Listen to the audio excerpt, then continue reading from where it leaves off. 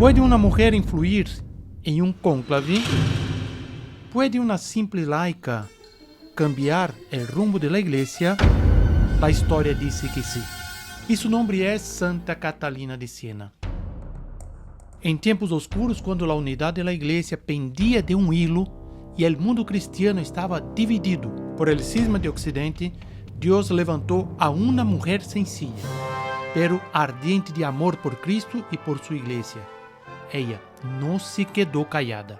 Con fuerza profética, Catalina se convirtió en la voz de Dios para los hombres de su tiempo, incluso para los papas. Santa Catalina nació en Siena, Italia, en 1347. Entró para la Orden Tercera Dominica, era mística, consejera de reyes y estigmatizada. Recibió los estigmas de la pasión de Jesucristo. Pero sobre todo, foi uma amante apaixonada da Santa Iglesia. Sua época estava marcada por uma profunda crise. El papado se había trasladado a Avignon, una ciudad de Francia, y el pueblo cristiano sufría por la ausencia del sucesor de Pedro en Roma. La autoridad del Papa estaba completamente debilitada y las tensiones políticas y eclesiásticas aumentaban cada vez más.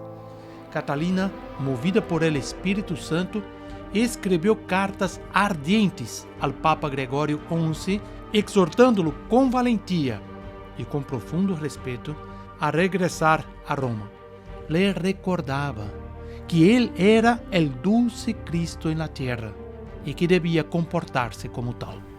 Estas não foram simples palavras. Foi sua ação decidida e sua intervenção espiritual e diplomática la que logrou lo impensável. El Papa Gregório XI volvió a Roma el año 1377, después de casi 70 años de papado en Francia. Pero la misión de Catalina no terminó allí. Cuando murió el Papa Gregório, un nuevo Papa fue elegido, Urbano VI. Sin embargo, algunos cardenales presionados por poderes políticos no aceptaron y eligieron a otro papa, Clemente VII. Estalló un gran problema: el cisma de Occidente. Había ahora dos personas que se decían papa de la iglesia.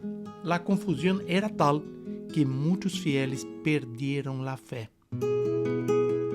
¿Y qué hizo Catalina? No se alineó con ningún bando político. Se mantuvo fiel al Papa verdadero, Urbano VI, y luchó con palabras, con oraciones, con penitencias para defender la verdad. Envió cartas a los cardeales rebeldes acusándolos de cobardía, de ambición, y les recordó que debían obedecer antes a Cristo que a los intereses políticos. Exhortó al pueblo y a los propios gobernantes a no reconocer al falso papa, aunque esto le costara la propia vida.